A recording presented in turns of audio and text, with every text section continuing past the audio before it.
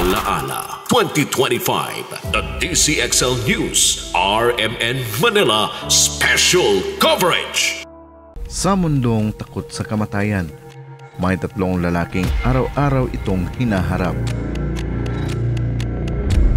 Hindi bilang bangungot, kundi bilang trabaho.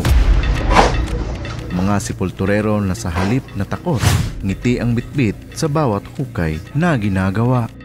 Sila si Randy, Danilo at Archie. Kuana 2011 ko nagsugod rig trabaho. Kapoy pero okay lang po sa mua kay tinarong mga trabaho.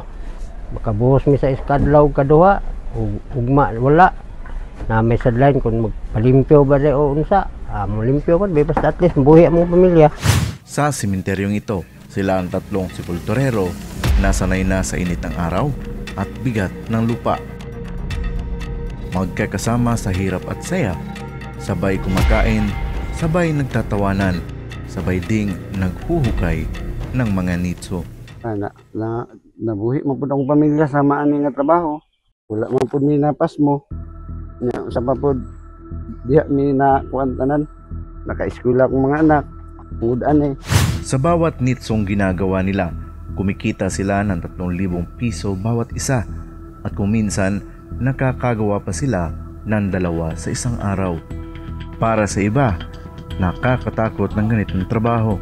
Pero para sa kanila, ito ay marangal. Trabahong may respeto, may sakripisyo at higit sa lahat, may dangal. Sa gitna ng amoy ng lupa at katahimikan ng sementeryo, natutunan nilang umiti at ipagmalaki ang propesyong madalas tinitingnan ng mababa.